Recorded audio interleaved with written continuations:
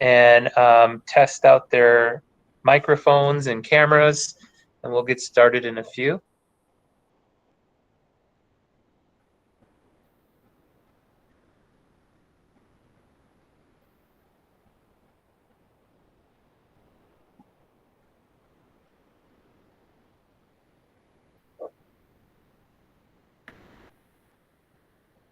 Hello, Alexis. Are you participating in public participation today with us? You can. I am. Thank you. Okay. Thank you.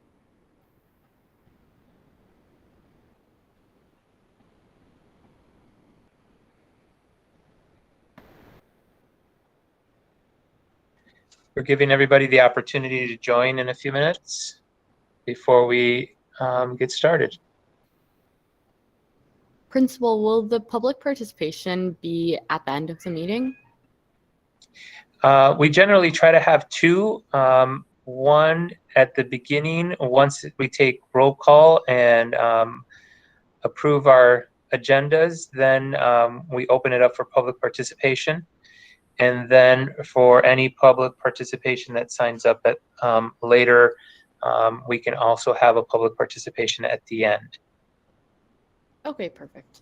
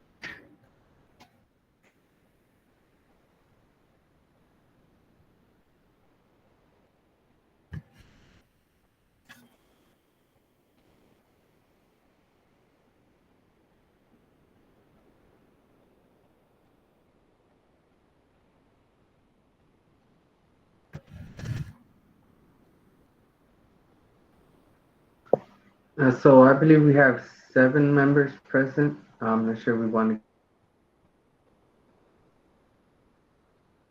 give it more time or go ahead and start. Okay, so good evening, everyone. It's 5:04 p.m. or probably 5:07. My clock is wrong. On Tuesday, April 26th, we are going to call the meeting to order. It's the LCS meeting of Foreman College and Career Academy. Let's do a roll call to get started. If you could either say your name or put I in the box in the chat so that our secretary can track who is here.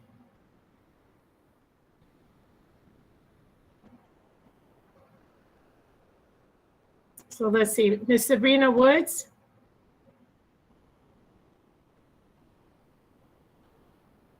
Aye. Okay, Israel Flores.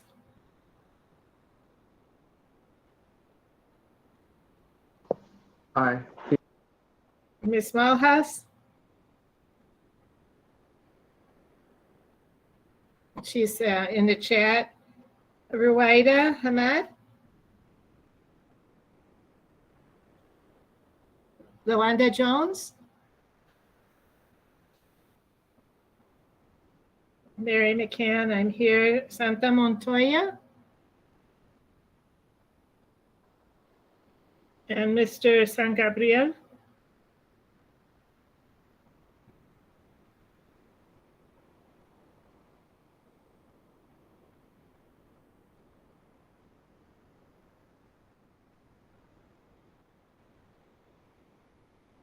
Mr. Flores, how are we doing in terms of attendance? I believe everybody either dropped their name on the chat. Okay, Ms. Cruz is here. Cruz present. Thank you, Ms. Cruz. Yeah, I think we're Mr. good. Escamilla. Mm-hmm. Yep, Escamilla present. Yeah, we're good. Anwar just dropped something, so yeah, we're good. We're good to start with 7 local school council members present. Okay, so we established quorum. Let's move forward then to point 3 on the agenda, which is the approval or amending this agenda, which Mr. Escamilla has posted. The agenda consists of approving the prior meeting minutes, public participation, any new business, the reports, an executive board meeting if needed, and then public participation. Does anyone have anything that they would like to change, amend on that agenda? Okay, so if not, do I have a motion to approve this agenda? I motion to approve the agenda. In a second? I second that. Okay, so Cruz. Ms. Woods has made the motion. Ms. Cruz has seconded it. All in favor, please say aye or put your name in the chat.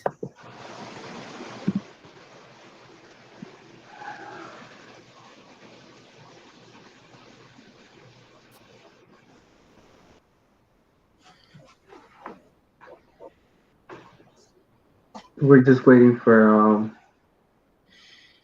Ms. Majas to drop the vote.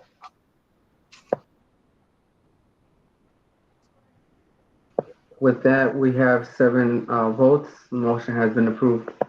Okay, thank you.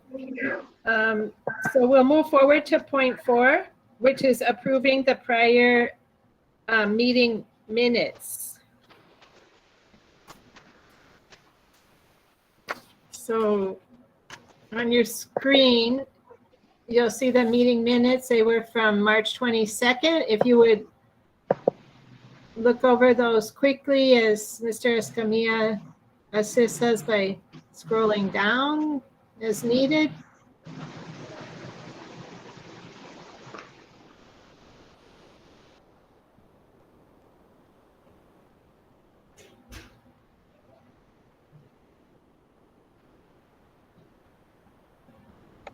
So in this case, in our March meeting, we did not have quorum, but we just proceeded with providing information. So we would not have to approve these minutes because the meeting actually did not take place. Okay, However, we did have we also had the special meeting, which is not, I put these minutes on here as well, because this one we can approve. So you can let me know how you'd like to proceed, Ms. Chairperson McCann. Would you like me to at least share the March 22nd? We wouldn't need a vote, but just to review, or would you just like to review this one, which we would need a vote for? yeah, I think because you put on the screen the March 22nd already, we have reviewed it. We don't need to approve it. So we could move forward with the official, it was the extraordinary meeting we had, so we could post that. And then this we do need to approve. This was the April 6th meeting, I believe, correct? Correct. This was the special meeting that we called. Okay, so let's all take a moment to look over what is posted.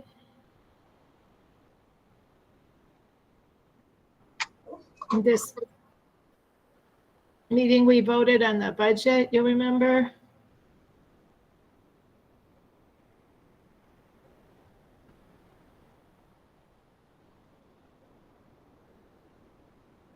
If you look at point 4, we had the presentation of the budget. We also had the continued improvement work plan, the CIWP.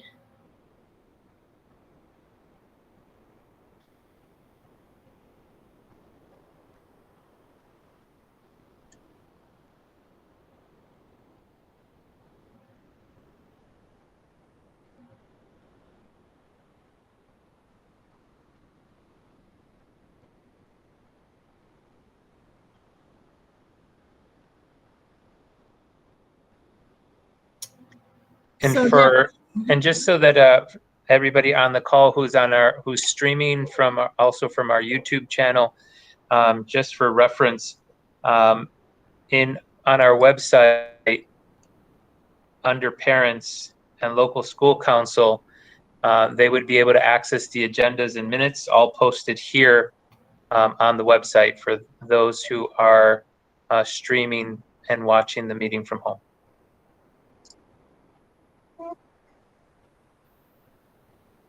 Okay, so having reviewed the agenda for April 6th, 2022, is there a motion to approve these, excuse me, the minutes? Is there a motion to approve these minutes?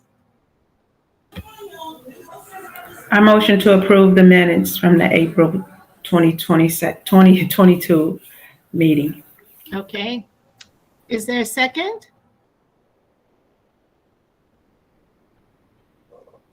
I second that. Okay, so we have a motion to approve and a second. All in favor, please say aye or put your aye in the chat.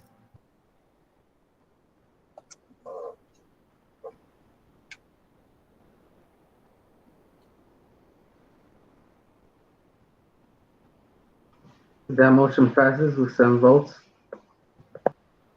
Okay, thank you, Mr. Flores. So we would now move on to point 5, which is public participation. Do we have anyone registered tonight for public participation? Oh, we have someone who raised their hand.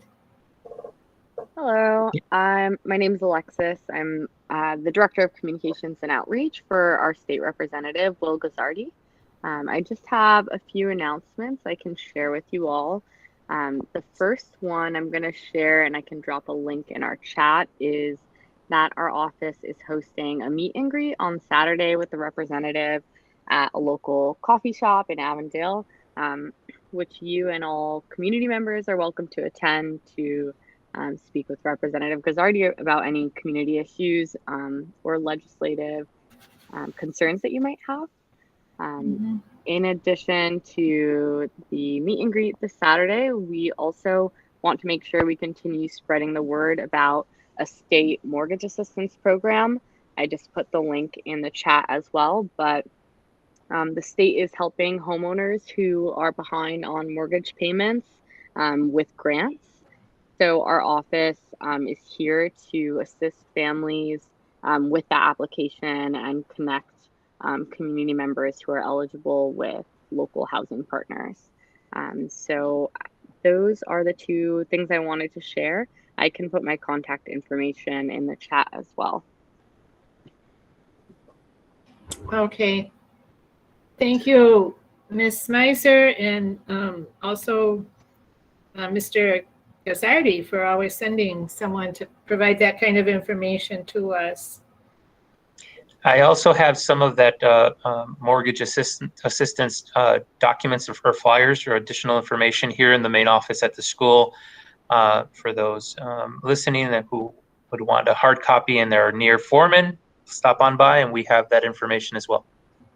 But we will also share the links. Okay. So do we have anyone else who is interested in joining us for public participation? We also have a school resource officer, John Bauer, on the call if he wanted to share some information. And John, if you'd like to unmute, I can share the information that you sent my way so I can display it for you. Sure. Can you hear me? Yes. Great. Hello, everybody. My name is Officer John Bauer, and my partner is Officer Kathy Nowakowski. We're currently signed as SROs to Foreman High School. We've been there since 2020, so 6 short months. The COVID hit, and but we're back. I lost my bullet points here. Oh, there we go. Okay, some of the things that me and Escamilla worked on was having actual documented interaction. So I came up with some bullet points real quick. We've issued 410 pride credits to the students for various things like respect. We also have a computer where the kids swipe their ID in our office during their lunches. They come in, where we've had 472 documented interactions with students. Kathy and I, our background's heavy. Before we came to Foreman, we were on a crisis intervention team. Since then, we also have advanced youth crisis training. So we've had some interventions with students that were in crisis, where we provided transportation to get them help. We also have an open door policy with the students and parents. We've spoken to many parents, and this includes maybe some things that are going on at school and also at home. So we've kind of offered advice and things for even students if they're having problems at home. We also have sat in on different parent meetings with the dean, Mr. Escamilla. We also have, like I said, the open door policy. We attend a lot of the sporting events, football, basketball, soccer, baseball. So the kids see us outside of school also with the student athletes. So constant support. One of the main things that we do every day is the daily interactions with students and staff. In between every period change, Kathy and I are constantly out in the halls. We're constantly interacting with the students and the teachers. We also have been invited to different classroom settings on various topics. To give you an example, one where we did a driver's ed, and I walked them through being stopped by the police, a traffic stop, basic things that they can do. And lastly, but most importantly, us being in that building and just providing a safe learning environment for everybody. Yeah, and thank you, John. I know Officer Bauer wanted to come on and share just share an update of their work at our school. And in May, our culture and climate team will be presenting to our local school council the school-wide safety plan that we're going to revisit, and we will, as a local school council, vote on our inclusion of SROs within our building. But I thought this would be also a good timing in sharing information and highlighting the work that our SROs are doing at our school. I do want to emphasize that just based on my experience in communication with other administrators in other schools, specifically those that are choosing to work with SROs within the building, I feel like in many ways proud that our SROs are very flexible with us in working in supporting several of our needs. Thus far, I've never heard John or Kathy say no to any of the questions or assistance that we request of them. So I thank them greatly for their effort and work here at the school. Are there any questions thus far for what Officer Bauer shared? Yeah, Officer, I have one question. Sure. So the 472 documented interactions, does that include the crisis interventions, or is that separate from crisis? No, this is strictly a lot of kids coming in after they eat lunch, and they come in and they swipe their IDs onto the computer, so it's documented so that Mr. Escamilla has that. And before I forget, there's a lot of things, I call it X factors that Kathy and I do. You have a captain of your basketball team, for example, who's been through a lot personally. I personally called a university where I had a dear friend that was a college professor there.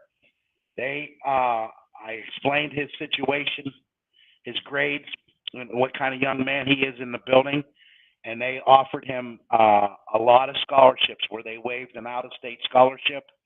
So there's a lot of things on a daily basis, and the combination of Kathy and I, a male and female officer, that opens the doors because a lot of female students feel very comfortable coming to her, and where the male students feel more comfortable coming to me. So the combination of us two, I think, is a huge benefit and factor that goes into every day at Foreman.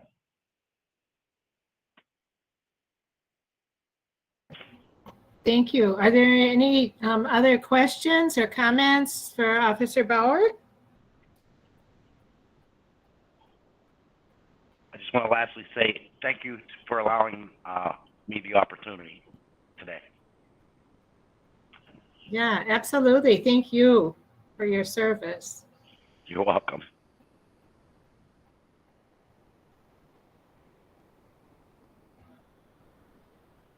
Mr. Escamilla, is there another scheduled public participation? No, there are no other ones that have contacted me. Okay. So then let's move on to point 6, which is the new business. And the first point is the certification of the LSC election results. Principal Escamilla, would you take that point? Sure. I'd like to, first of all, extend my gratitude for our current local school council members. I know that some weren't able to join us today, but on different occasions since the beginning of our this formation of our LSC, since the very beginning, I've received a lot of support, advice, questions that have helped lead the school in a more positive direction. I thank you, Chairperson McCann, and I know that without you, we wouldn't be able to run the meetings as organized and as timely as we do. So your work and input has been very much appreciated, just as our other members, Sabrina Woods, Balsa Malhas, Ruth Cruz, Israel Flores, and our parents, Miss Rueda Ahmad, Santa Montoya, also Luanda, and Mr. Rufino, who supported on different occasions. So I really appreciate this, the organization and the work this particular LSC put forth. I also want to thank those who showed the interest in running, and I'd like to now announce the election results.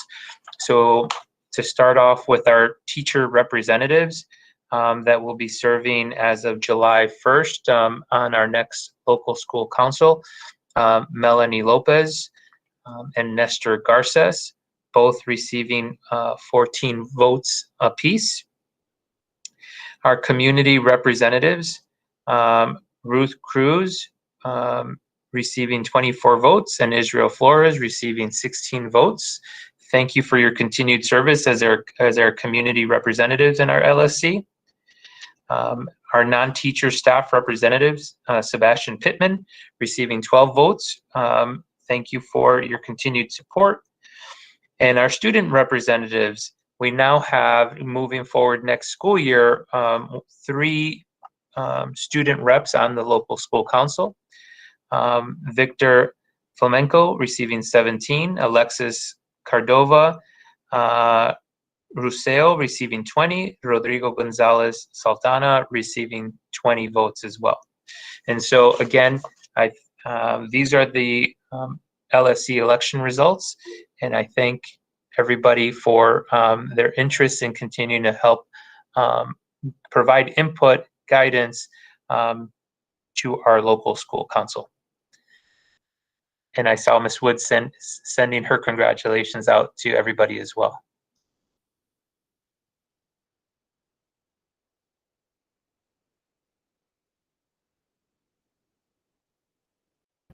Thank you for that, Mr. Escamilla. So in terms of parent representatives, do we have any identified for the next local school council? We do have some identified, and right now trying to nurture that relationship, that rapport, to keep them on, so that it can happen as quickly as our opening meeting, where we have parent applicants that the LSC that I just named off would be assisting us in reviewing their applications and then accepting them for the start of next school year. So although there were no submissions for the actual election itself of parents, I'm optimistic that we'll still be able to get parents to join this new LSC beginning in July.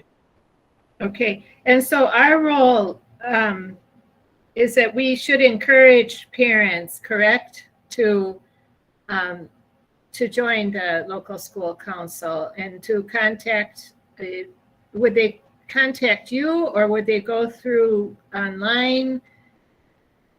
Yeah, I thank you for asking, because what I would like is something brief where I can set up a camera here at the school, and whenever anybody on this current LSC has a moment, what I'd like to do, obviously you would have to feel comfortable doing this, but committing to a message or a statement that we can send out to other future staff members, parents, community members, other future members, just so that they can hear from previously sitting LSCs that, you know, this is important work, and it's appreciated when we have a well-rounded representation of our entire school community, and giving them words of encouragement to continue to serve on our LSC.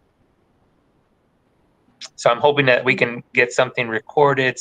It doesn't have to be overly complicated, but just a message, like, for example, from a previous chairperson, a previous parent or student rep, and that we can capture this and have this available on our website, where we find LSC resources. Yeah, that sounds like a great idea. So you'll send us an email, Mr. Escamilla, so we know when we can come in to do that? Yes. Okay.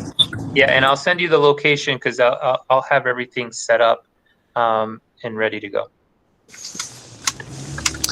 Also, Mr. Escamilla, I want to say that is a great idea. But also, what about the letter that Israel and I put together? Is there any way we can still mail it out, or how can we utilize that letter to encourage more parents to participate? Yeah, so the letter will be mailed out, and the intention is also to have that on our LSC website as well. Okay, perfect. Thank you. Okay. So thank you, Ms. Cruz and Mr. Flores, for producing that letter. So are there any further comments on the election results other than congratulations? And if not, we'll move forward to the updates on the participatory budgeting projects. So sure, I should have Ms. Gonzalez, Anwar Ahmad, our student rep, on, and a visiting supporter of our PB work from UIC, Norma Hernandez, on as well. I'd like to give them the opportunity to unmute and begin to share any of the updates in our participatory budget projects. And I say projects because it's the student project and the larger grant that we received from the state senator, Josione Zayas. I would like to share my screen. Okay, I'm going to stop sharing in 1 second.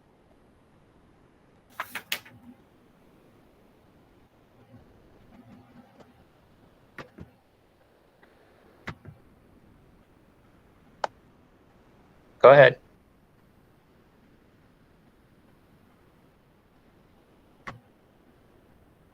Okay, let's see here. Okay, good afternoon, LSC. Today I have for you all participatory budgeting at Foreman College and Career Academy. So first off, I just wanted to explain it all. What is participatory budgeting? It is a democratic process in which community members directly decide how to spend part of a public budget. And the way this all began was we just designed the whole thing. So we first started off with brainstorming ideas from students at Foreman College and Career Academy, along with ideas from our community. And so once we started receiving ideas, we began taking in what we can work with, eliminating what we cannot, because our budget is $15,000 for this project.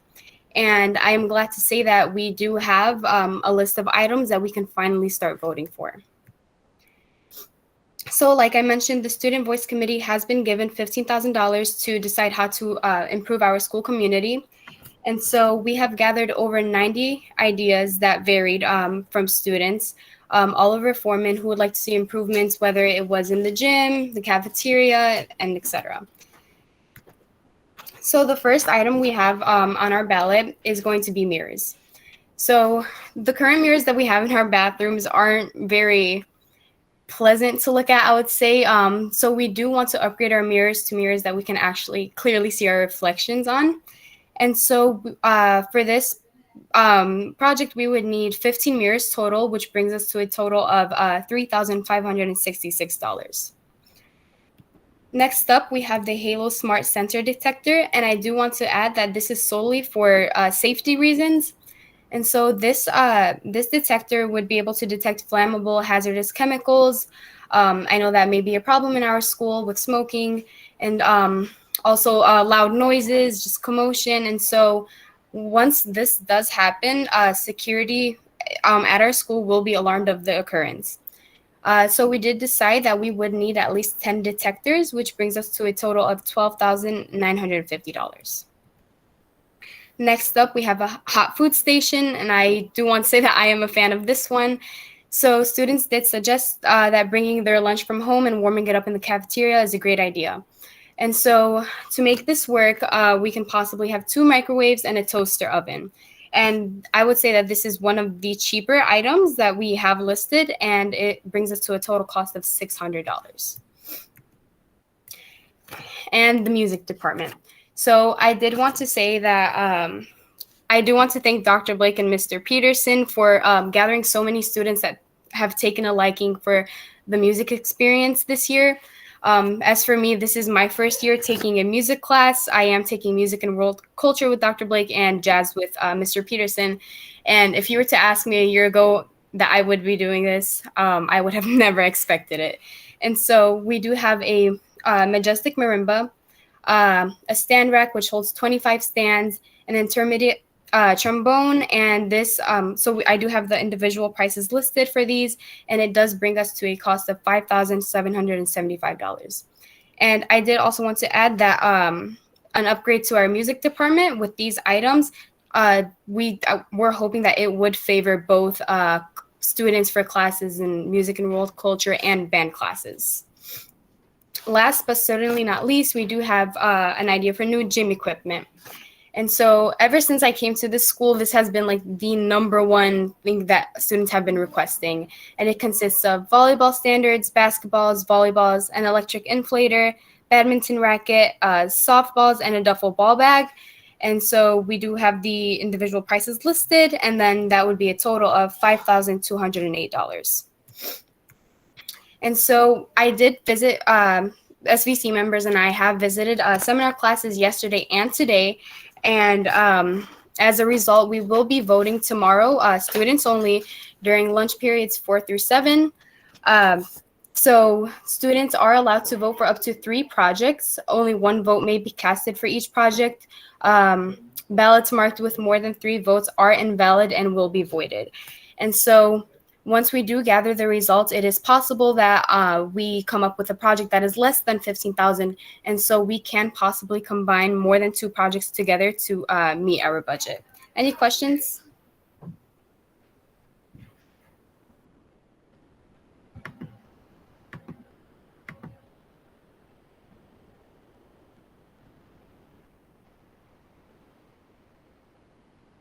Thank you very much for all of that information and all the thought that went into that process.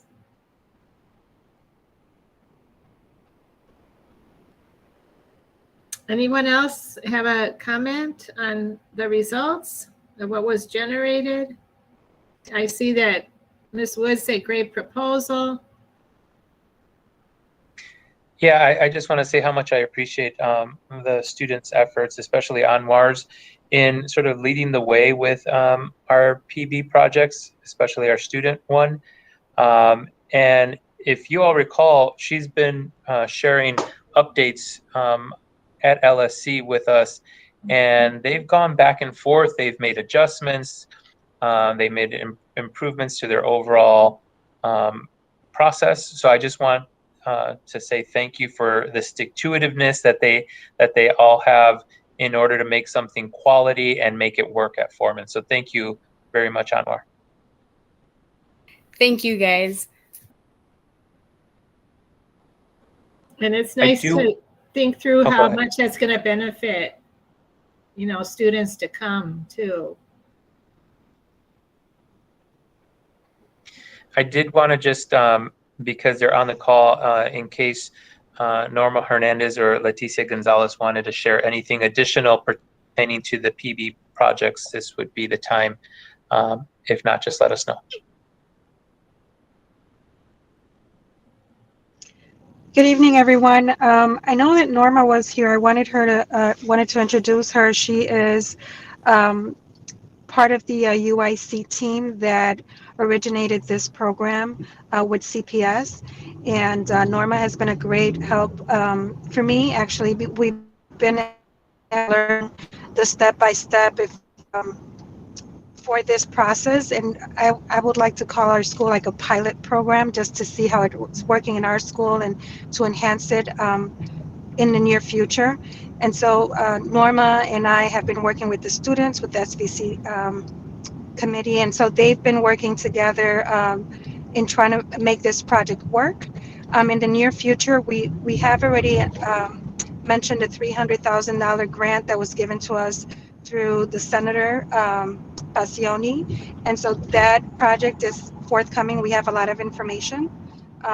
We're just setting up and confirming the step-by-step procedure for that bigger project, and so we've learned from this one, and we want to implement new things for the $300,000 grant, and so that will be forthcoming. I know that Mr. Escamilla would have more information in the future, so that the community can be involved as part of the voting process as well. Thank you. So thank you. Anyone else? I just wanted to say hi and to also thank Mr. Escamilla and Leticia for partaking this and implementing it at Foreman. We know it's not, it's always nice to go above and beyond, but really they have gone above and beyond. Just being able to bring in this experience to Foreman and then having the potential of even having more funds distributed in this way through a participatory process. So it's been a pleasure working with them and then getting to know the SVC students and seeing how we can really get them to advocate for things that they need, and teaching them that those skill sets at a young age, I think, will be very important as they get older. So I want to thank them for letting us do this at Foreman. And I look forward to the next process too. Hopefully I can also help assist in that way. Thank you. Thank you, Norma. I think we are moving on to the next. Well, let me share my screen again.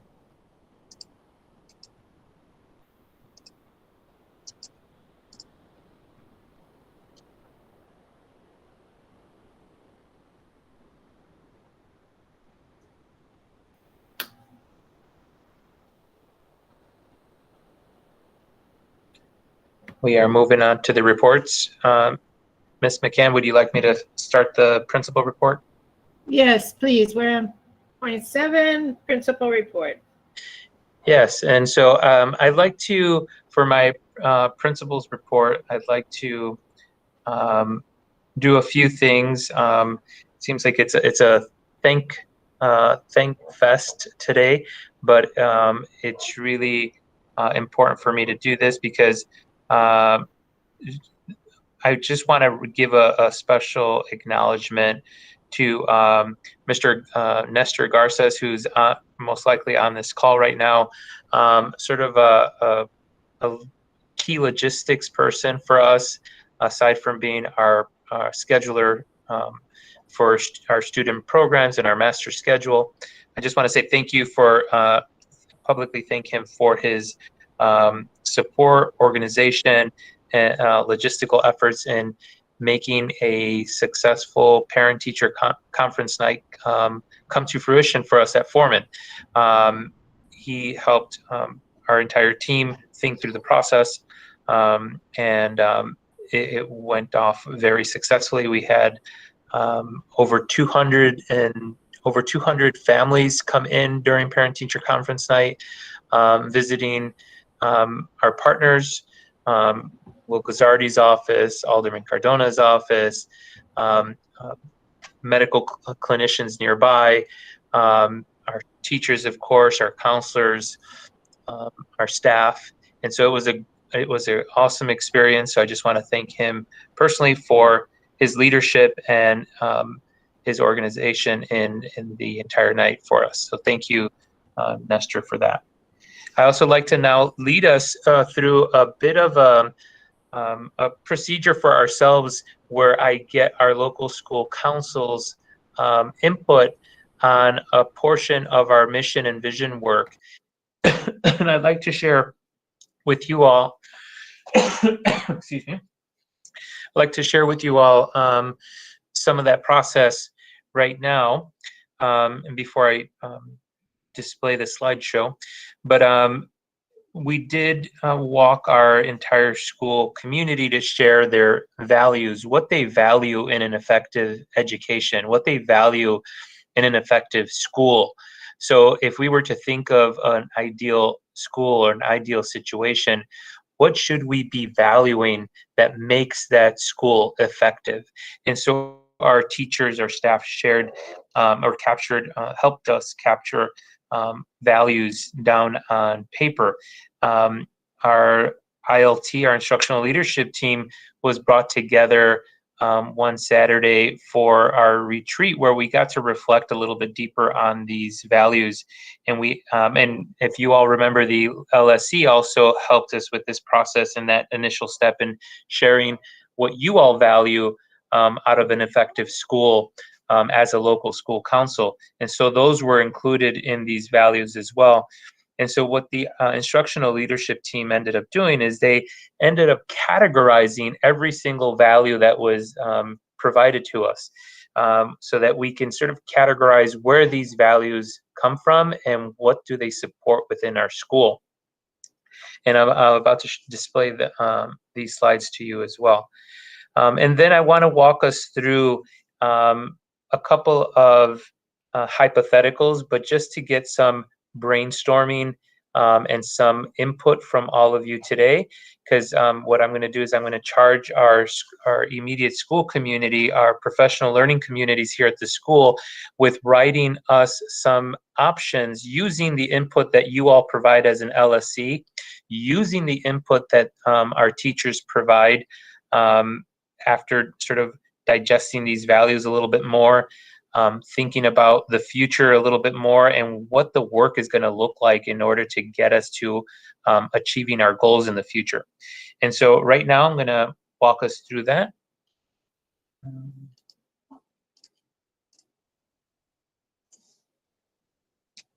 But before I do, I'd just like for all of us to, I'll read this aloud for all of us, but for us to get into the sort of education frame of mind. And if you think about it, although several of us, especially here at Foreman, have studied the the career and got our teaching licensure, I think all of us at one point or another can be considered educators, teachers of our family members, of people that we know that are younger than us, that we guide within our communities, within our churches, within our families. And so I think this quote is going to resonate with anyone who reads it, but I'll read it aloud for us. And then I just want to hear from all of you on how what this quote means to you, or if there are elements of this quote that resonate with you specifically, and if you don't mind sharing.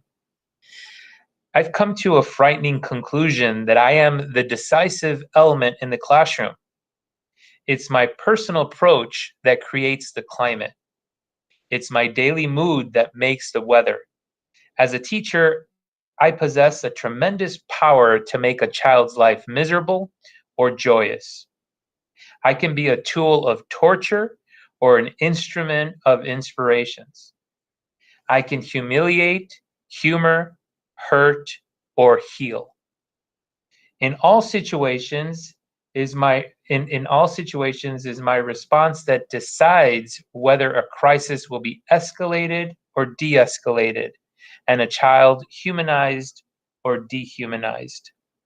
And this was by Aim Genote, and I hope I'm pronouncing that correctly. But with that shared, I'd like to give everybody or anybody on our LSC an opportunity to unmute and just share what resonates with you. What portions of this quote resonate with you, if you like, and I'll stop talking.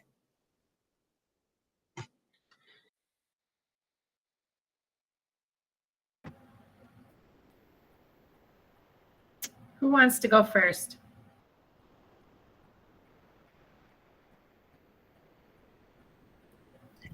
I want to say that I totally agree with this. I think there's a lot of things in life that we don't have control, but one of them is ourselves, how we behave, how we assist, and how we help others through their education. So even though I'm not a teacher, but overall, again, being positive, being optimistic, and being empowering will translate that to our students to believe in themselves, to push through the hardest moments and always excel in their education. I think we do have the power of doing that. We have the power of being kind, to love humanity, to do everything we can to make not only our lives better, but others' lives better. So I totally agree. And I think there's this saying that be kind, you never know what somebody's going through. And that is true. We don't know what our students going through. We don't know what is happening at home. And for them to find that in the classroom, or find that in a high school, the love, the support will make a difference now, but also will make a difference in the future for them. So I agree 100%. Thank you.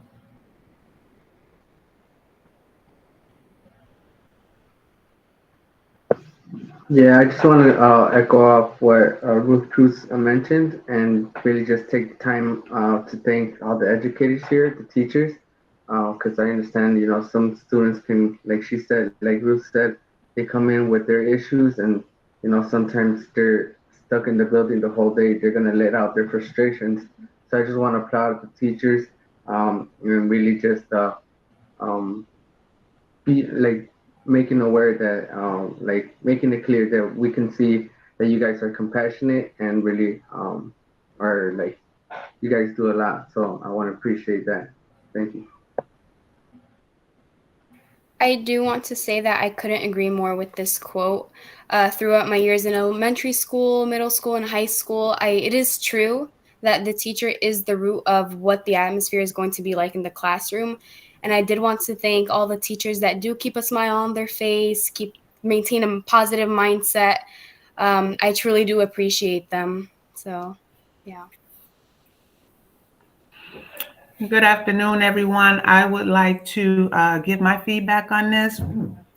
I believe this is true not only just for the classroom. I believe it's true for any capacity space that you work in within the school. I'm not a teacher, but I work in the main office, and I try to make the main office as pleasant as it can be. I try to be warm with any and everybody who comes through the door, to greet them with a good morning, a smile on my face, even though I may not be feeling that way. But sometimes you don't know how you can touch a person just by a smile or just saying good morning, how are you, have a great day. So I do 100% agree with this, but I just don't agree that it's just for teachers. I believe it's for any educator who you come into contact with when you enter into the school. As far as like our security staff, we want them to be warm to our parents and everything, because they're first, front, and center. And also, I feel that way about the main office and any office that you may visit to conduct business within the school building. Thank you.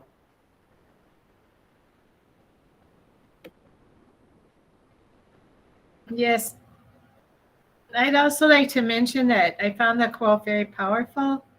You know, as we all walk through life, we meet many people who will say, well, I never really liked school very much. And if we talk to them, we find out that oftentimes it was because at some point they were humiliated. And, you know, and that's such a powerful experience to feel, I mean, a negative powerful, to feel that you've been humiliated, and it never changes someone for the positive. And so I think that just the writer and the teachers at Foreman, that I speaking from, you know, the student that I'm in charge of has oftentimes felt healed, and he's felt happy, excited by something that happened in school, and it just makes a world of difference for our children.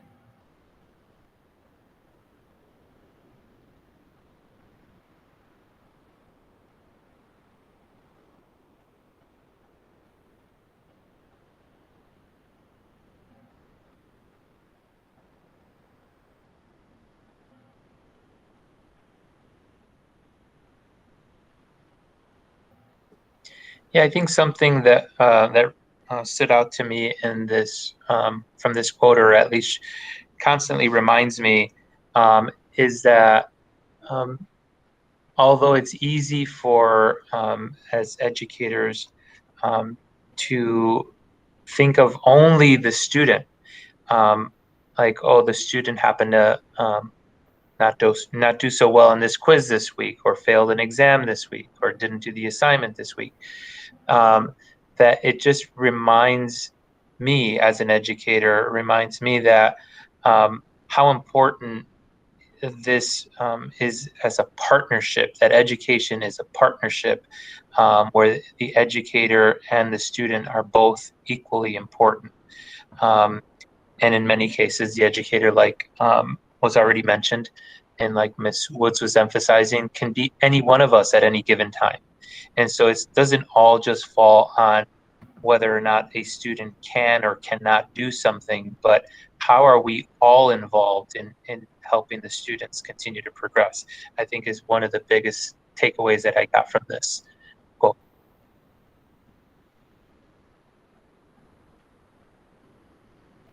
So I am going to move on to the next slide, because I'm going to be, the next few slides are just reviewing, and actually I'm going to also try to just send this out to all of you right now. But as you can tell, there's a lot of font there, and there's a lot of text there. So usually one of the biggest things when you're presenting it via slideshow is that you don't want to present too much reading material. Otherwise, you just print that off and have the person read it. But I'll be reading these things to all of us, because these were all entered via a Google form, and I wanted to make sure that what we did as an instructional leadership team, I cut these into strips, and then we organized them again by category. And in this particular group of values, we categorize this as professional responsibilities and development. And so these were some of the values that we received from our LSC, from our teachers, from our school community of what they value from an effective school or yes, or an effective school wherever they're at. And so in this case, teachers respecting parents and try to understand the assets they bring to the table. Another value is open lines of communication. Everyone being on the same page and supporting each other, having one another's back. A teacher should provide a positive role model for each student. Supportive co-workers and administrators. Resources available to all staff. Teachers should believe in equity and inclusion. Commitment to growth over immediate results. I also think that as a faculty, we have to commit to our own continued practice and growth in our disciplines. If we find joy in our content areas and model how to learn, grow, practice, that will translate to student engagement, growth, and achievement. Joyous and successful faculty believe in being open-minded to new ideas and strategies while utilizing new methods and research to continuously and progressively improve their classroom environment. We are here as educators and advocates for our students. All members are held to high expectations and accountability. Fairness to all staff. Communication is key. Remain optimistic for the future through the good and bad. Naturally, you're going to have ups and downs throughout a school year, but it is most important to trust in the process and keep implementing new ideas to make the school better.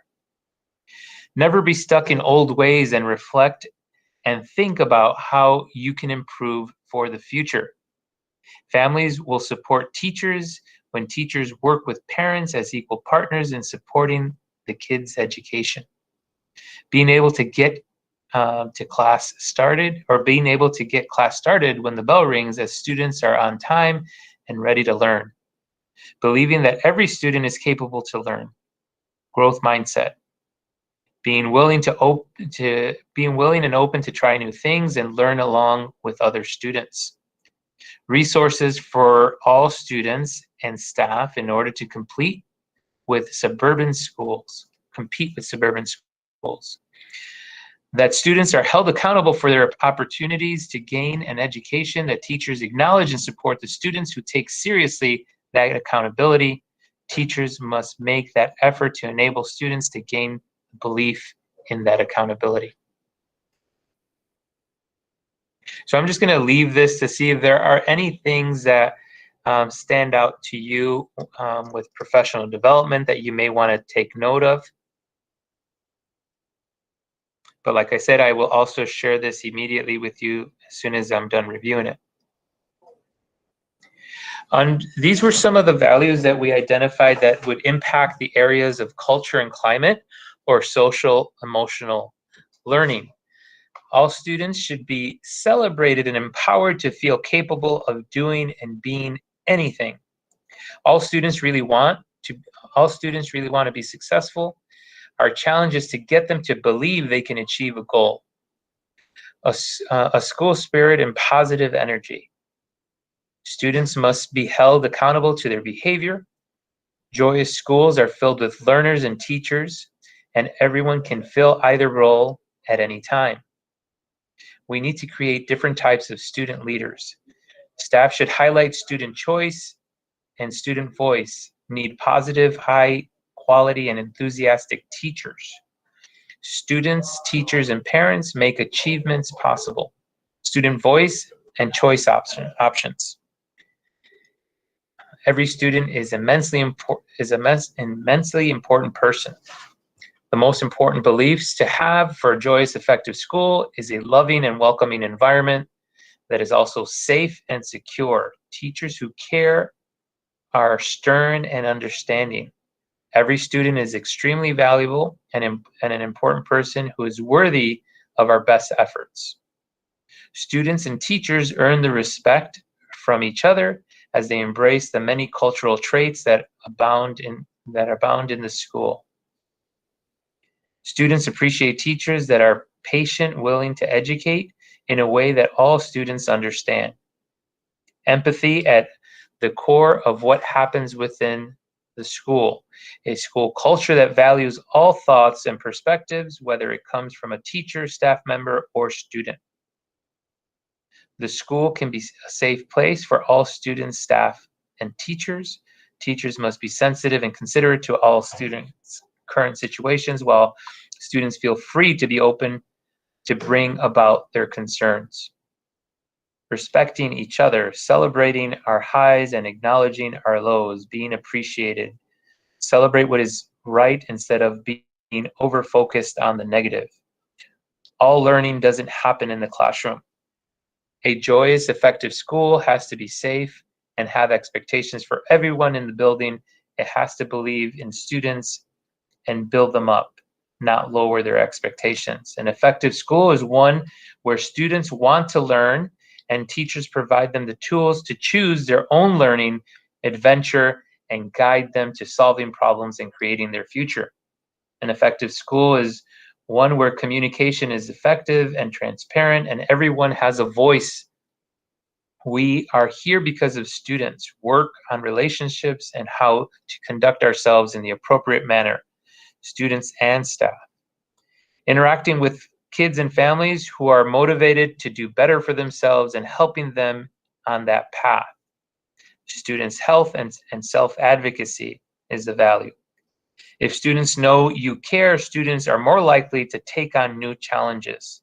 Open-mindedness to alternate forms of consequences. The importance of social-emotional learning cannot be overstated. Students work best when trust has been established in the classroom, a safe environment, focus on the positive, trauma-informed approaches, and training staff in what that looks like. Just an FYI, we have a trauma-informed training for our staff this Friday. Last bullet point here, students must be held accountable for their performance in each course, both academic and behavior.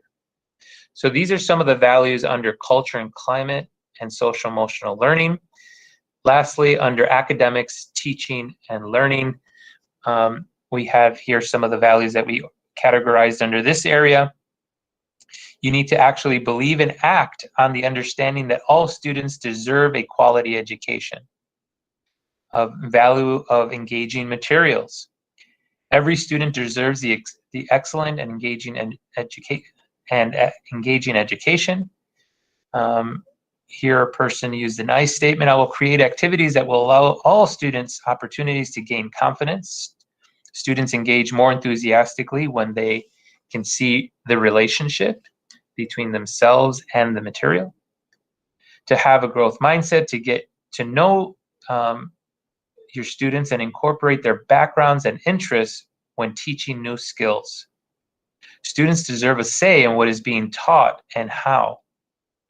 To have a successful school, students must be prepared for employment and/or college.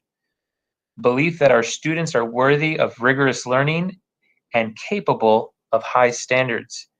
Every student should be prepared to participate in our 21st century society. Seeing my students initially struggle and finally understand the lesson over time brings joy. Teachers, staff, and students want to come every day and feel their voices and opinions matter. Different perspectives are allowed, and people can have difficult conversations respectfully and openly, truly listening and working towards compromise and understanding. All students come with valuable skills, knowledge to build upon. Every lesson is an opportunity for feedback. All students will succeed. Every student has their own intelligence that must be explored and developed. Believe that everyone can learn science and have a better understanding of our natural world. Teach the whole person. I believe my students will always remember how much they were taught in my class. Hearing my students speak Spanish correctly. I believe that all students can learn a second language. I believe that all students want to be given a chance to succeed. Teachers' jobs are to meet where students are at. Safety, conducive to learning environment, hands-on and engaging activities. Focus on celebrating strengths. Too often we give the students majority of our attention to deficits or weaknesses, which tends to feel draining. So again, that focus was on celebrating strengths.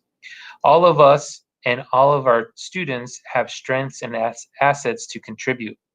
Focusing on these positives, sharing success stories, and recognizing student achievements creates a joyous school environment, giving more of our energy to the students that are doing their best work, encouraging them to keep trying, and praising their efforts will ultimately create a more positive, joyous learning and working environment. So these are some of the things that we value under these three major categories within education. And now, for us to take a little bit of a trip. We probably recognize this movie poster of some kind or movie image, Spielberg's Back to the Future franchise. I'm going to take us a little bit on a trip traveling through time. What I want us to do is, we all see here Mayor Lori Lightfoot. I'm kind of scared in that corner near her, but we also see an award and we see our school logo. So the idea here is, I want us all to have our thoughts based on that quote that we initially examined, based on all the different values that our school community has shared with us around academics, around social emotional learning and culture and climate. Think about all of these areas, and then think about the future. I want you to picture us 3 years from today, receiving an award from Mayor Lightfoot as being an award-winning school for its improvements and gains throughout the last 3 years.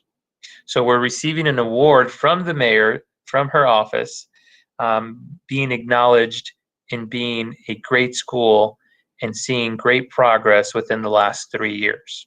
So she's acknowledging Foreman. I want you to picture yourself at Foreman.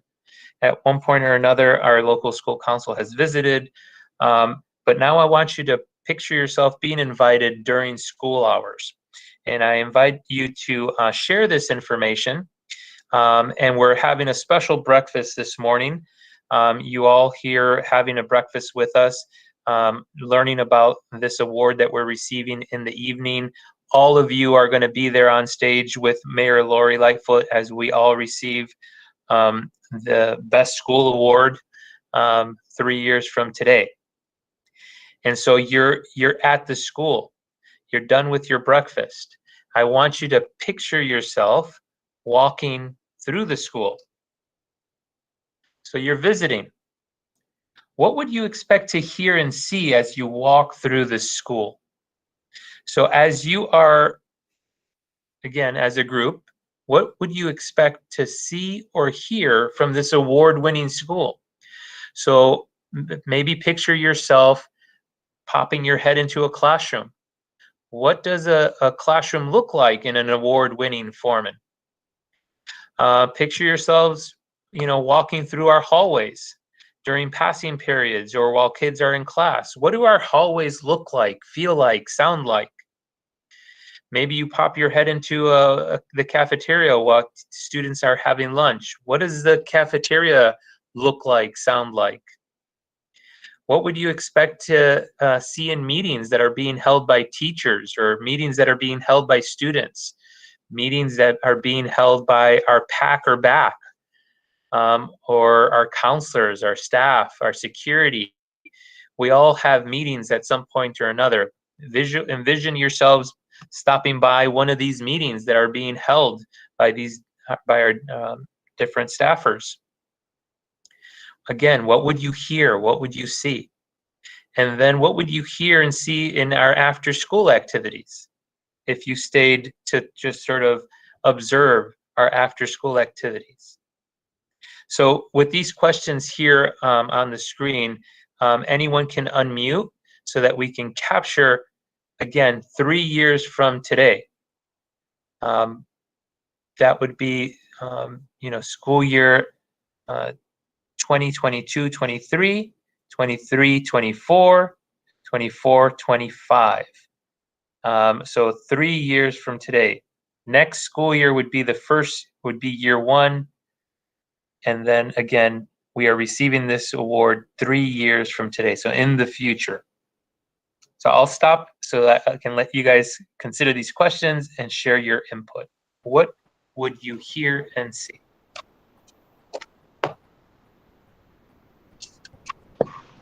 So what jumped up to my mind was like, what time does school start? Like at 7 or 8?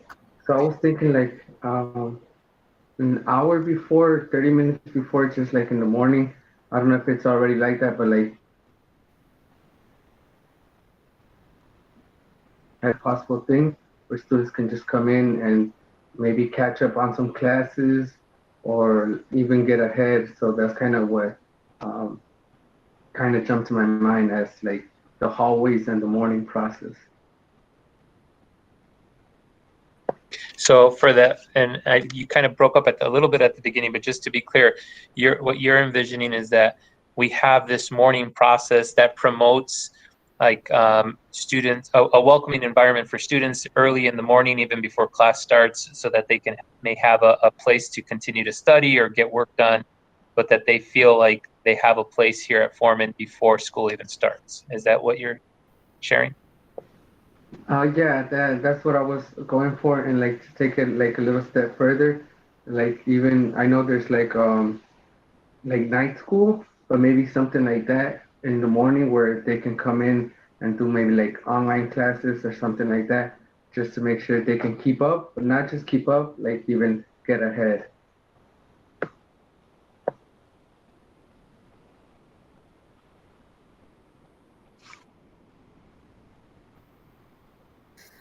On my end, what I would expect to hear or see is just a thriving Foreman High School with a lot of students in the hallway, some sort of excitement of, going to class, showing on the classroom's participation, being engaged, and just forming that unity as one. I think as an award school would like to see that, but also to see their students are engaged not only in the classroom but in other activities, whether it's sports or just extra curriculum, or even in the community. So again, it's just more of a positive, thriving atmosphere throughout, whether you're in a classroom or in the cafeteria, on the hallways. Just again showing that been the happiness of being in classrooms or overall in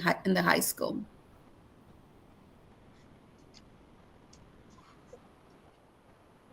Yeah, and building on that, I think that we would see, Ms. Bruce said we'd see lots of kids in the hall.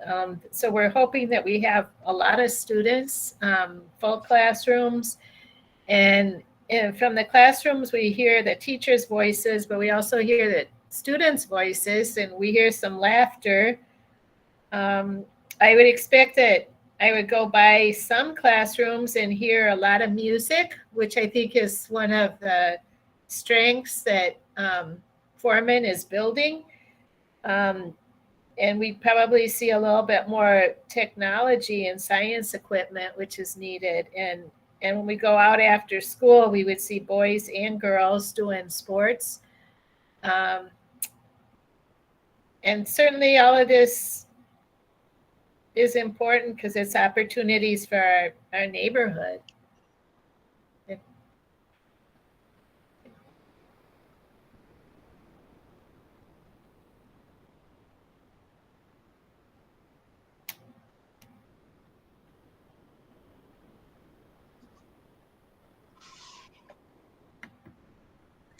So again, just to reiterate, we're receiving this award and our LSC is walking through the building during an active school day. And you know that we're receiving an award in the evening. What are some of the things that you see, that you hear, that you identify as the reason of why we're receiving why we're being acknowledged and receiving this award by the mayor?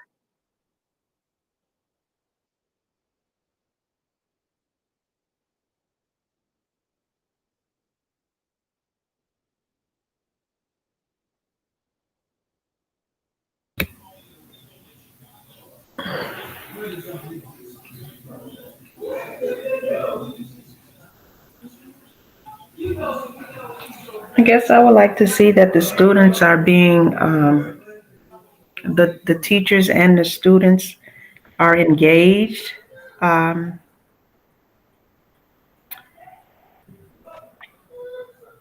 Working on, different projects, or,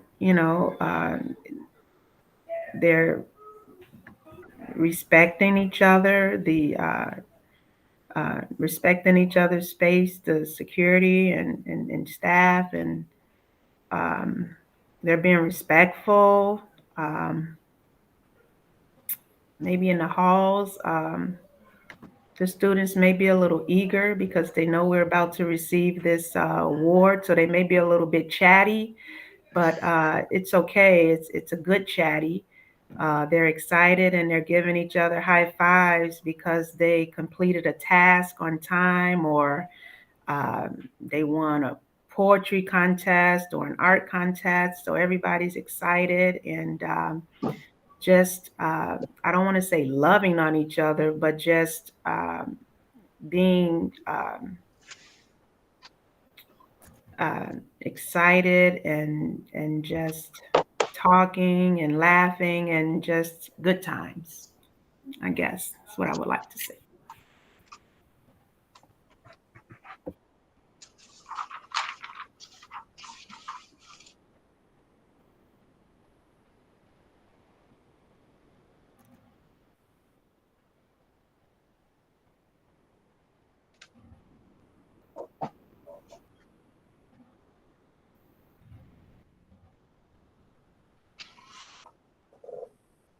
Anyone else want to share what they would see?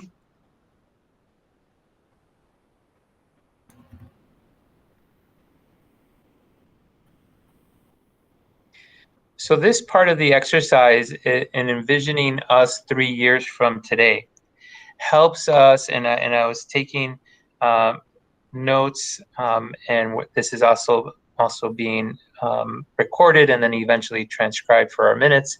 But some of these things are very important to us to capture, because if this is where we want to, if this is what we hear and see from an award-winning foreman 3 years from today, basically what we're describing is where we want to be. And that's visionary work, right? This is us trying to envision ourselves 3 years from today and painting that picture. And so if it reminds you of goal setting, that's exactly what it is we're trying to set, but a little bit bigger picture wise. And so these are the things that are going to be captured so that we can utilize your input on, making sure that Foreman is offering things that are outside of the school, like Mr. Flores was sharing, where students can still benefit from opportunities, whether that's additional credit additional credit opportunities that they have in the morning or after school, that they exist. That students are thriving at Foreman because they're plentiful. We're full of students in the building, and that they're engaged in their classes, almost as unified as Ms. Cruz was describing. But this level of engagement being found everywhere within the building is something I can certainly imagine that would also continue to help our students show happiness, or show that they're happy to be here. also hearing students having a room for voice and room for laughter. Education is not always 100% stern and serious, but we should be having fun, especially if we are making personal connections to their learning. There's still a lot of room for student voice and laughter. And then certain programs of ours that we're investing in and that our students are thriving when they participate in them, like our fine arts program and music classes, hearing more of this liveliness and learning happen in the hallways or even hear it from the hallways. So I also like the emphasis of not forgetting that respect is important by all, that there's respect from our students to our security, our teachers, and vice versa. But I also like what Ms. Woods was suggesting about celebrating the work, acknowledging the work. For example, if they do participate in poetry contests, that we're celebrating, that students are feeling joyous and feel a need to high five each other to acknowledge and celebrate their effort into their work. So I love these ideas. Now, to sort of challenge us a little bit more, this is where we see ourselves down the line 3 years from today. How about if we were to, let's say, start on that award-winning night, where there we just received the award, and so again, it's 3 years from today. What do you think the work must have looked like that particular school year? So remember, that's the third year, year 3. What do you think our work would look like on that year 3 in order to maintain that award-winning status? So remember, we would have had to maintain that award-winning status all school year in order to receive this award. What do you think that would look like? What do we need to do? What do teachers need to do? What do administrators need to do? What does the local school council need to do in order to make sure that during that year 3 that we're doing this work, and maybe it's just about describing what the work looks like in order to receive that award at the end of the school year? What would our work look like in that year 3? And then what we're going to do is then get closer to modern times, get closer to the present by thinking of what would that work look like in year 2, and then finally, what would that work look like next school year, which would be year 1 of the 3-year cycle. So let's think about that. Let's think about what that third year would look like. What would the work look like from all of us? Students, staff, LSC, parents, counselors. What would our work look like?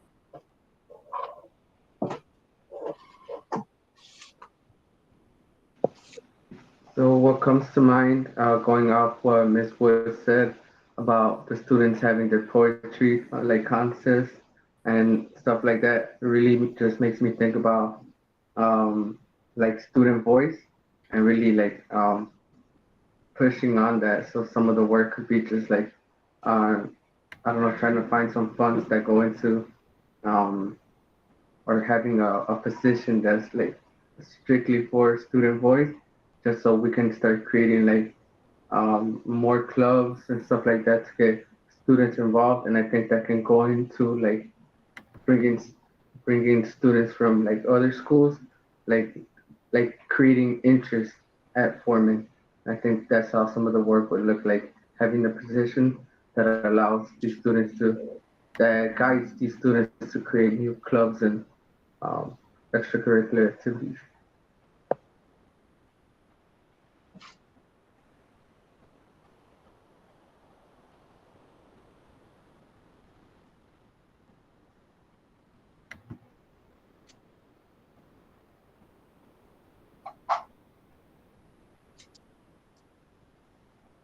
Well, when I look at the work, it seems like it'd be a very busy place. The people, the teachers and the staff and and the kids have a lot to do. But at the same time, I think it also means that staff and teachers can go home and rest and get regenerated in order to continue and sustain the enthusiasm that they've generated.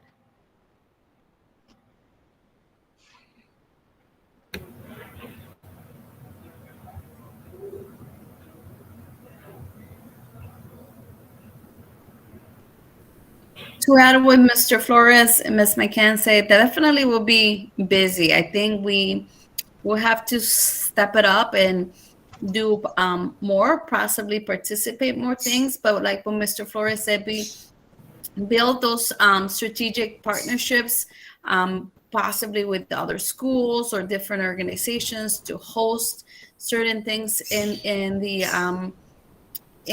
high school, just to showcase and create more awareness of the high school. I think that would be great. But overall, I think it just become a little bit more, given a little more of what we do and become engaged, or maybe all of us, we focus on one specific thing. Maybe we create a group of different initiatives and we focus on one thing and we all work on that. And at the end, it will be different things that we were working on, again, in different groups. That could be it. But overall, I think it will be it will be being busy, but also being strategic of what we're going to do and what will be our focus. So I think for me is like what you said, 3 years from now, what we want to see, what will be the word, but let's identify our goals. What it would be 2 to 3 goals for us to achieve something that can be in a short term, but also in a long run. What will be those couple, it can be 3 to 4 different things, create those groups and create a deadline of when we want to see that, whether it's, again, a couple months, whether it's 2 to 3 years, whatever it is. I think let's create that goal. Let's create a plan and work towards it. And every time we meet, maybe not every time, but here and there, maybe give an update of where we at with whatever we have been assigned to. And that will hold us accountable, but at the same time, we'll be creating some sort of progress to achieve whatever we identify we want to accomplish.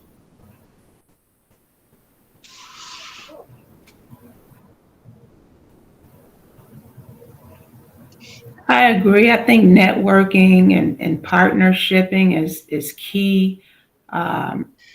That way, we're getting our name out there to be able to. You said 3 years from today. So 3 years from today, maybe the technology that we have now may not be as up to date as it needs to be. So if we're networking and partner shipping with different companies or what have you, they would be able to support us in different endeavors and help our students out and just get our name out there. Foreman, usually I think that would be great, networking and partnershiping with major companies and in the community.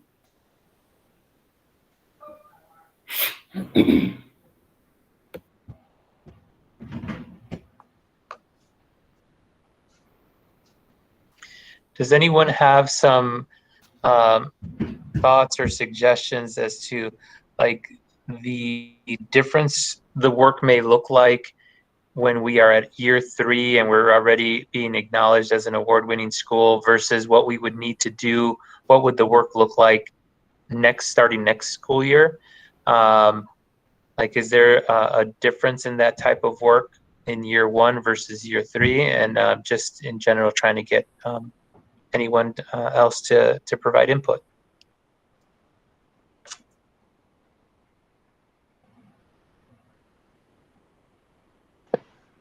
All right, so I know I've been talking a little bit more, but just what this whole meeting has been making me think of with the SROs. One of the meetings that I was in, some people mentioned about removing SROs and bringing in like social emotional learning positions, that or climate coach coordinators, and just like taking them funds from that and putting it more into those positions,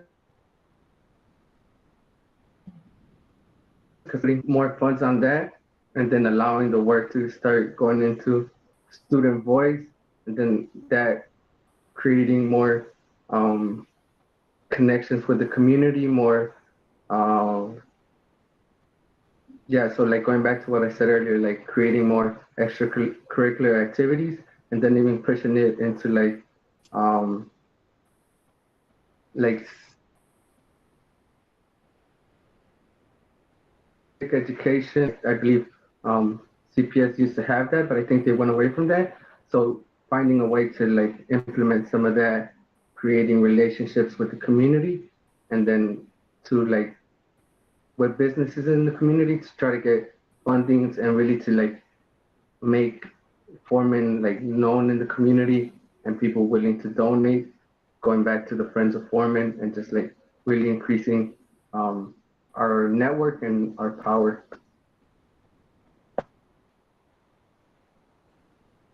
What was the thing that you mentioned that CPS had at some time in the past, and you think that doesn't exist? What was it? Because it kind of broke up. I'm not sure if they still do it, but I thought it was gone. Like the students had to do community service, I believe like 40 hours of community service. I'm not sure if that's still a thing. I thought that was gone, but like implementing something like that, but in a class base, not just like you need 40 to graduate and, you know, here's some positions during sophomore year, whatever, but like making it a class and making it a structured learning format. Yeah, ironically enough, CPS moved towards that direction that you're describing. So they moved away from the 40 hours, and they have made it more project-based within a particular classroom. So like a math teacher or a social science teacher can create a service learning project that's done within the classroom, and that is managed by that department or by that course team. And it's not necessarily about just checking off that you got 40 hours, but that you actually are invested in the project and reflecting on the service that you accomplished. And so that's what they're trying to steer the service learning towards nowadays. Building on that, I think the service learning, and I mean, COVID was a big hit, and hit in a bad way in terms of taking away the visibility of great high school kids age 14 to 18. And I feel like in Chicago, we already live in a city that has a lot of fear, and a lot of people are afraid of high school students, and they're afraid of students who look different than they do. And I remember one of the first things when I moved into the neighborhood was I learned that Foreman was doing the first LGBT prom, I think, or something. That's right, wasn't it? And I thought, well, this is good. I'm glad that I'm in a neighborhood that this is happening in. And I think that that trying to do something next year if we have a little bit more freedom with COVID, receding, hopefully. I thought the concert that Dr. Blake organized in the parking lot on Belmont and Central was really one of the sweetest concerts I've been to. It was freezing cold, but it gave certain visibility, and the parents, the families were all so grateful they were so happy to see their kids performing. I don't know if Foreman could ever get like one of those electronic billboards like Lane Tech has and some other schools, because those are really nice. Like, when you see your child's class, maybe not their name personally, you might not even want to see your child's name up there, but you see that, wow, Foreman's doing this and Foreman's doing that. I think, because I would just think that it kind of building that self-esteem and reducing fear would be kind of my two more like qualitative goals, you know.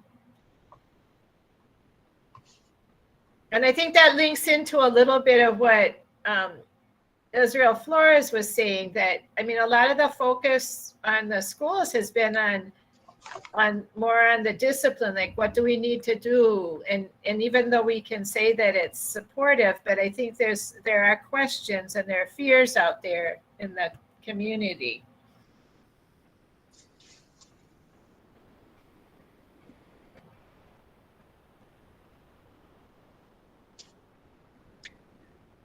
Yeah, I think that falls into this idea of engagement, right? So if after living through COVID, I know that our students would be completely different if they didn't live through an experience like that. But what are we going to do? The next question is, what are we doing about it?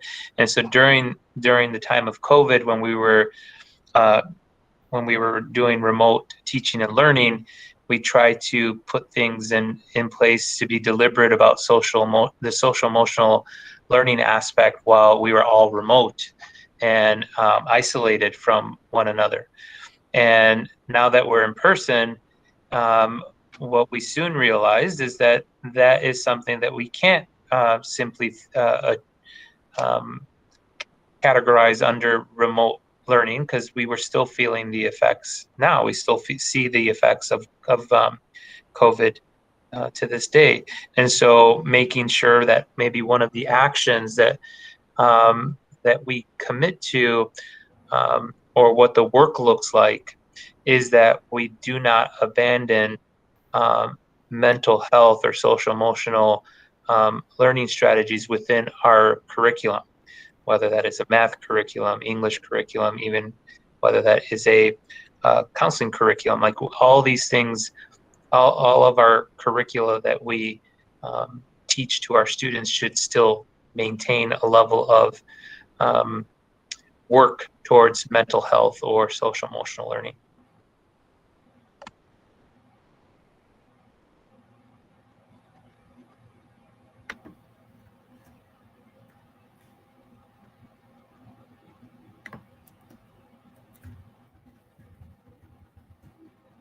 Okay, so any last minute additions, thoughts, opinions that you'd like to add of what the work would look like? We painted this picture of an ideal award-winning foreman. And again, this is what would it take in order for us to get there in year 1, year 2, or year 3. I'll give us another minute before we move on.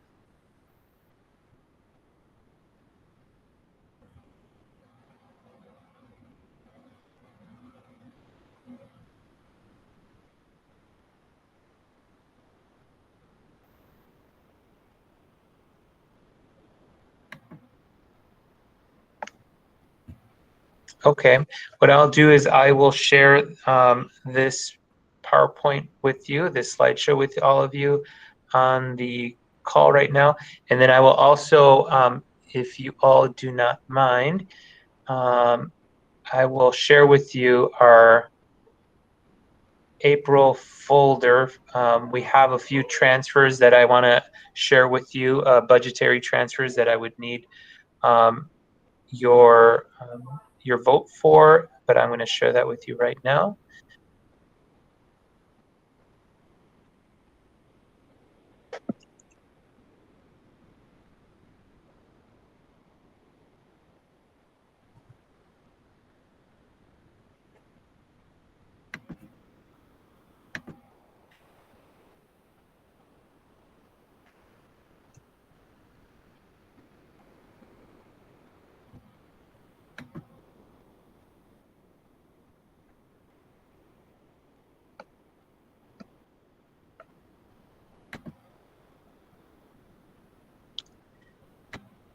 So I'm going to share this part.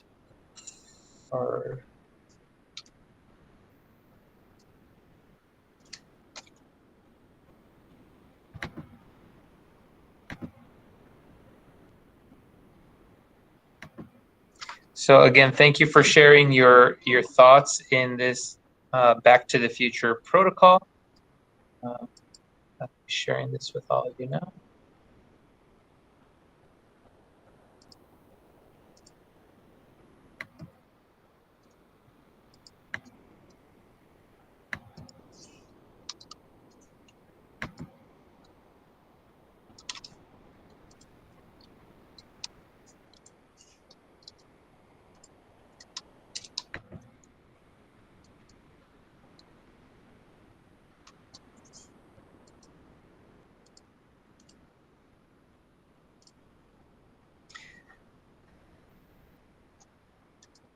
So if you all do not mind opening up the budget transfers for April.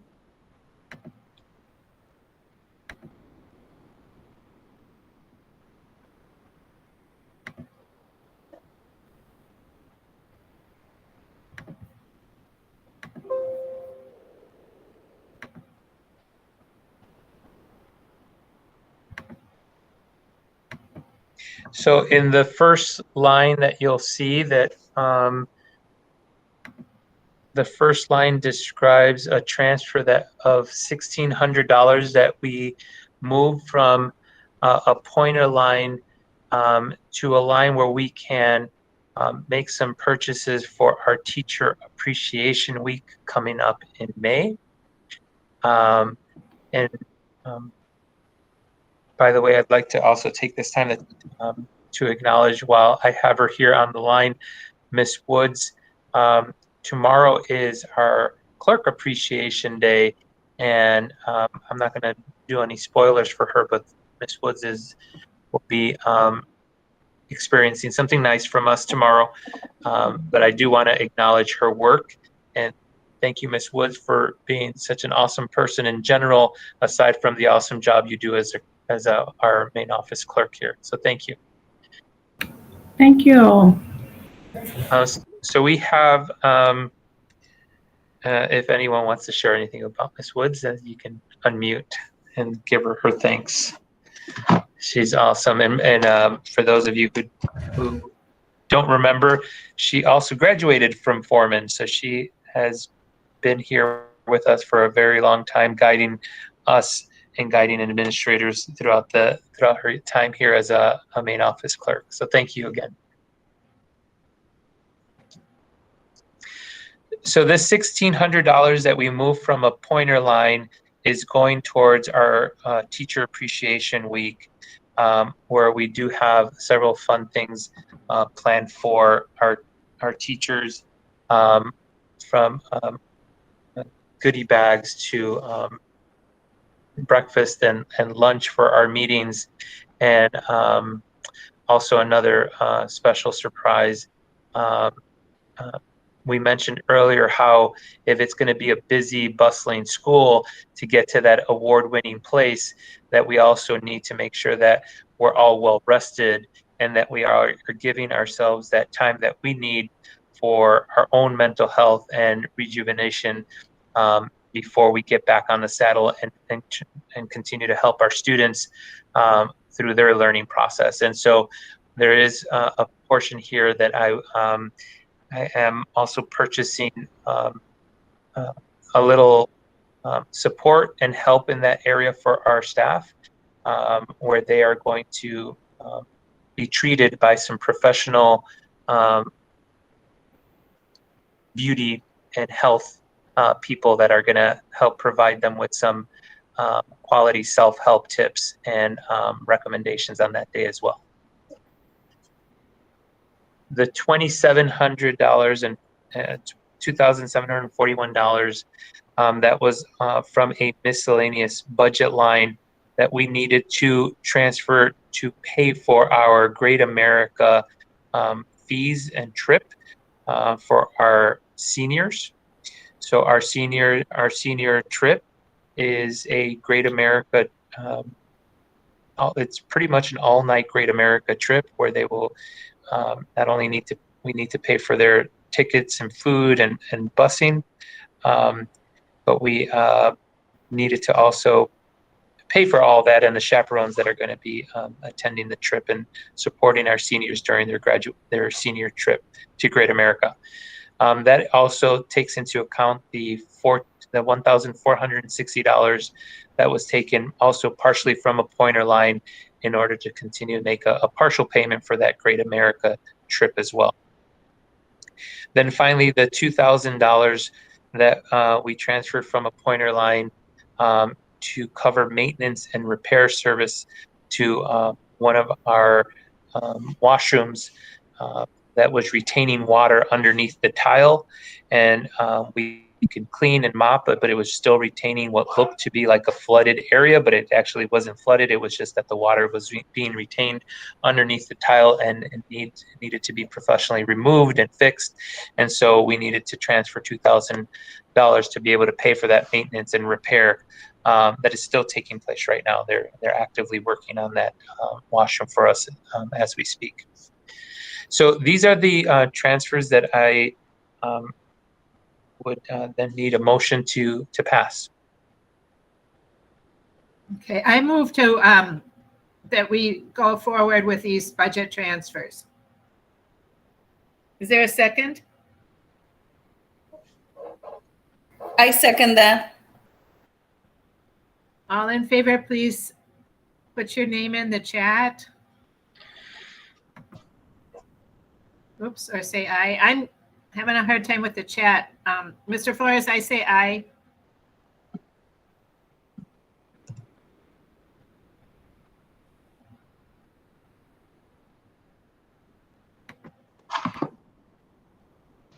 Motion approved for the budget transfer. Thank you. That is all I have for my report. Okay, is our student rep still on to make a report? Not necessarily a report, but a very quick senior update. So this upcoming week is decision week. We decided that rather than just having a specific day for seniors, we also have it for the entire week. So Wednesday, May 4th is decision day. And then that week we will also have like certain days where it's like, I guess you can say it's another spirit week, and flyers will be sent out for that soon. Thank you, Anwar. Is there a report from the Bilingual Advisory Committee? Hey, hi. Yeah, there is. This is Eileen. And Eileen Tracy, I'm the bilingual coordinator for the people who don't really know me. And I just kind of wanted to update everybody on the BAC the bilingual program a little bit this year. So just an FYI, our bilingual program is growing by leaps and bounds this year. And it looks like with some of the shifts in immigration policy that will probably continue for the foreseeable future. So we have our programs up to about 238 right now, which is pretty big for us. We're a large portion of the school, and we have a lot of newcomer kids this year. So our BAC, mostly our meetings are attended by the newcomer parents. So parents of kids who have just arrived or have arrived in the last year or two. So the biggest needs we really identified for these parents this year was the school system here is completely foreign concept for a lot of them. So getting to understand how things work in order to be able to support their kids best is really kind of the approach we were taking this year. So we've had, outside of our organizational meeting, we've already had 3 meetings this year. Our first meeting, and I am also going to thank Mr. Garces, who works on the BAC with me and is completely instrumental in kind of getting us moving in the right direction. Our first meeting this year, Mr. Garces presented for parents like how to read the GAB reports. The reports that come every 3 weeks with the attendance and the grades, and if kids owe fees, and if there's been a lot of tardies, if they owe reflections, whatever. So for parents in the bilingual program, this is a completely new kind of thing. So is the idea of even cutting class, things like that. So we gave a presentation about how to read the GAB reports, and just some tips for like what to do, what they can pay attention to help support their kids in school. Our second meeting we had February, I think February 9th, and we had a presentation again from Mr. Garces, but with Ms. Ingram, and that was there was a lot about like, what do you need to do to graduate? How do you read a transcript? What is a GPA? What are the graduation requirements? What do all of these things mean? Again, because our system is so completely different from the countries where these kids are coming from, for the students and the parents, this is really vital information. And our last meeting, we had presenters from Northeastern University who presented about, the process for applying for college and finding support for college for immigrant and undocumented students. So we've really been focusing on giving students and parents the tools to understanding what's expected of them, what their goals should be, and what they need to do to be successful here and after Foreman High School. And one thing I'd like to point out this year about our BAC meetings is we've had a lot of kids coming with their parents, like attending with their parents at these meetings, which I think is amazing, particularly with the kinds of topics we've been talking about this year. It gives kids as well as their parents the tools they need to understand where they're going and what the system is here. So we've actually had very successful meetings. We've had as many as 30, 35 people at our meetings. We've been doing them virtually. It seems to work out best for the parents. We meet later in the evening around 7 p.m. because that also works out best for the parents. And we have one meeting upcoming in May, and we'll be getting information out for that upcoming meeting to the parents. Again, with the date and the time, and we're working on an agenda and probably another speaker for that meeting. And the last thing I would say is we did bring a group of like 20 students to an immigrant and refugee summit the other day, which shared with them where they learn information about resources available to immigrant and refugee students with or without documents in terms of pursuing college. So I think that's about all I've got. If anybody has any questions. Thank you, Ms. Tracy. That really important work. Very exciting. Does anybody have a question for Ms. Tracy?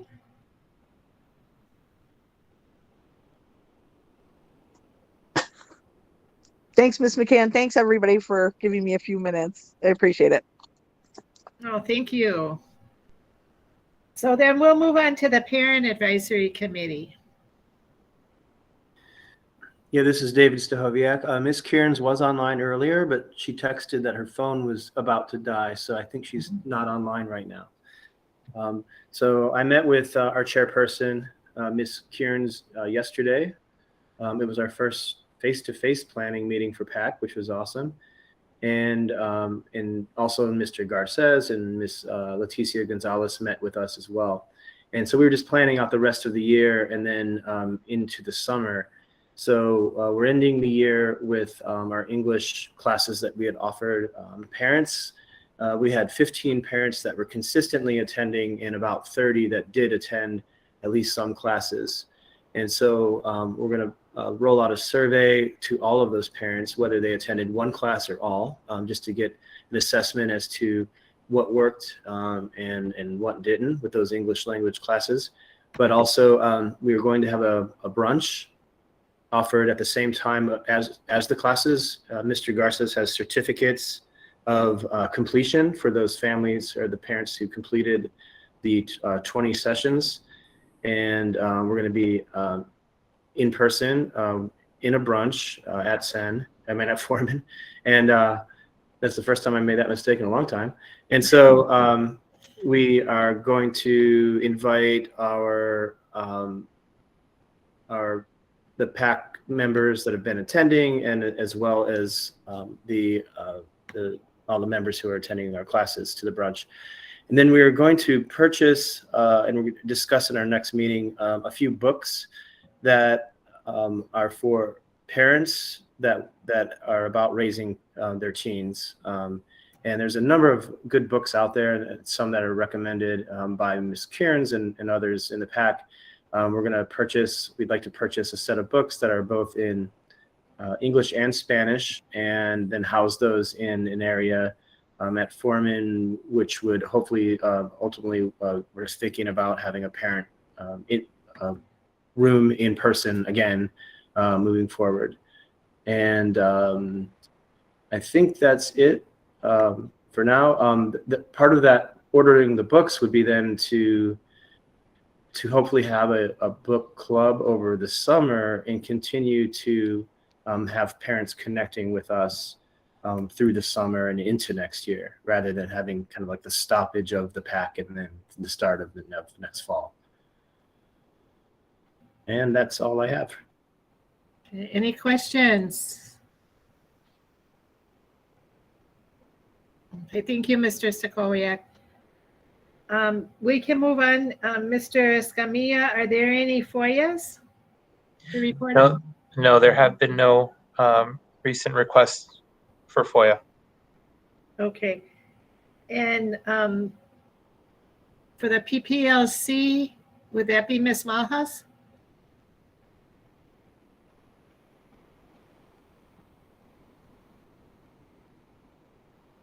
Ms. Malhas, are you available to share?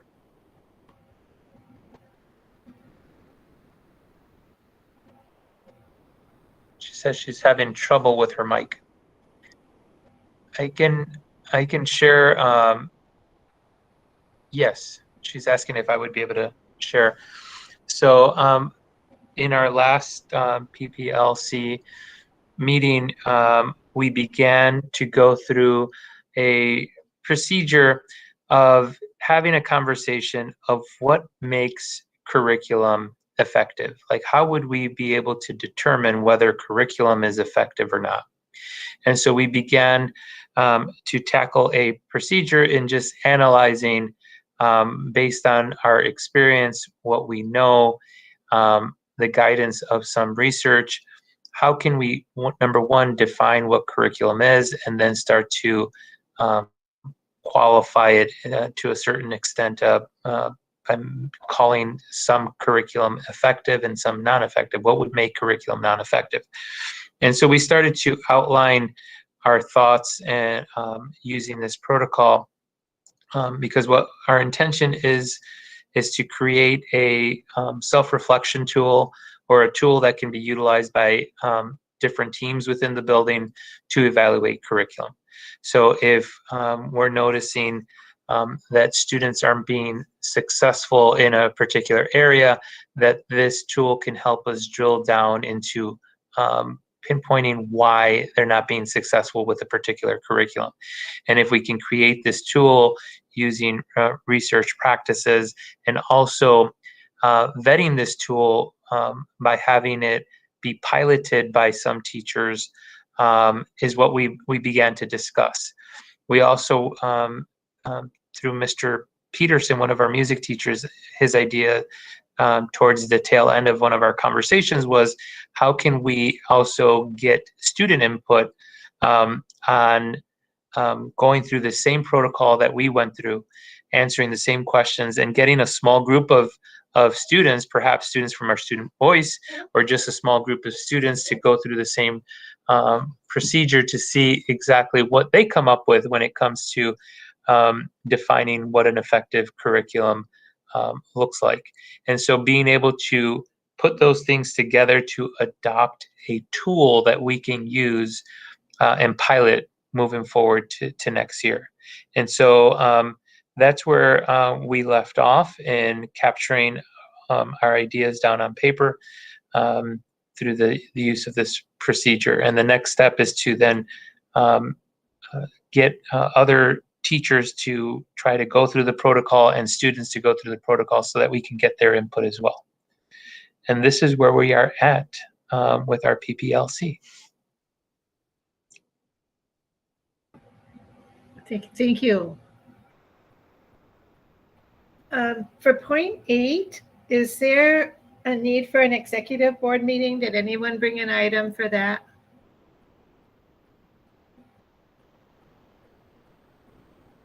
Okay, then we'll move on to a public participation. Is there public participation at this point? Nope, not at this time. Okay, so then I would ask that someone make the motion to adjourn. A motion to adjourn this meeting. A second? I second that. Okay, all in favor, say aye, please, or put it in the chat. Oops, I put ZI. Oh, I'm sorry.